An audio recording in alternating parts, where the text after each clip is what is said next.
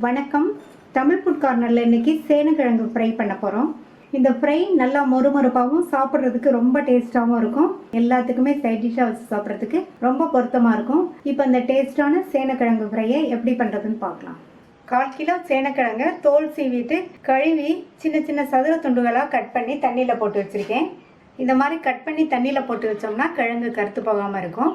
சேனக்கிழங்கு வாங்கும்போது பழைய சேனக்கிழங்காக பார்த்து வாங்கிக்கணும், அப்போ தான் நல்லாயிருக்கும். கட் பண்ணி தண்ணியில் போட்ட கிழங்கை தண்ணியை வடிச்சிட்டு இந்த பேனில் சேர்த்துக்கலாம்.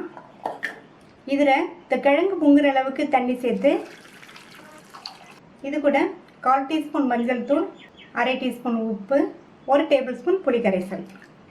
இந்த கிழங்குல லேசாக அரிப்புத்தன்மை இருக்கும். இந்த மாதிரி புளிக்கரைசல் சேர்த்து வேக வச்சிட்டோம்னா அரிப்புத்தன்மை கொஞ்சம் கூட இருக்காது. இப்போ இந்த கிழங்கு பாதி அளவுக்கு வெந்து வரணும், ஃபுல்லாக வெந்துடக்கூடாது. 7-8 நிமிஷம் ஆச்சு.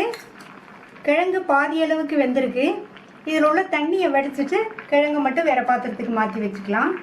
இது கூட 1/4 டீஸ்பூன் மஞ்சள் தூள், 1 டீஸ்பூன் தனி மிளகாத்தூள், 1 டீஸ்பூன் மிளகாத்தூள் கரெக்டாக இருக்கும், நீங்கள் உங்கள் காரத்துக்கு தகுந்தபடி சேர்த்துக்கோங்க.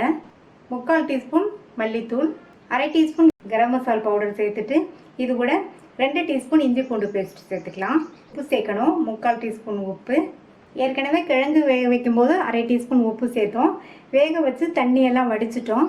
இப்போ இதுக்கு 3/4 டீஸ்பூன் உப்பு கரெக்டாக இருக்கும். எல்லாத்தையும் நல்லா ஒன்றா மிக்ஸ் ஆகிற மாதிரி கலந்து விட்டுக்கலாம். மூடி வச்சிடலாம். இது 15-20 நிமிஷம் நல்லா மசாலாவோடு சேர்ந்து ஊறட்டும். ஸ்டவ்வில் ஒரு இரும்பு கடாய் போட்டிருக்கேன். அதில் 1 டேபிள் ஸ்பூன் கடலெண்ணெய் சேர்த்துக்கலாம். இந்த ஃப்ரைக்கு கடலெண்ணெய் சேர்த்தா நல்லாயிருக்கும்.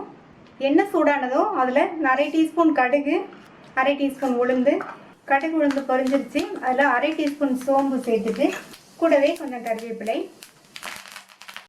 இது கூட 20 நிமிஷம் மசாலில் ஊற வச்சு இந்த சேனக்கிழங்கு இதில் சேர்த்துடலாம். ஸ்டவ்வை மீடியம் ஃப்ளேமில் வச்சு விட்டு விட்டு இந்த மாதிரி பரட்டி கொடுத்துக்கிட்டே இருக்கணும். மூடி வச்சிடலாம். இதுக்கு தண்ணி எதுவும் சேர்க்க வேண்டியதில்லை. ஏற்கனவே பாதி வெந்ததுனால மூடி போட்டிருக்கிறதுனால அந்த ஆவிலேயே நல்லா ஃபுல்லாக வெந்து வந்துடும். இடையில அப்பப்போ திறந்து பார்த்து நல்லா கிண்டி விட்டுக்கணும். 7-8 நிமிஷம் ஆச்சு. அப்பப்போ கிண்டி விட்டு கிழங்கு நல்லா சாஃப்டாக வெந்துருச்சு.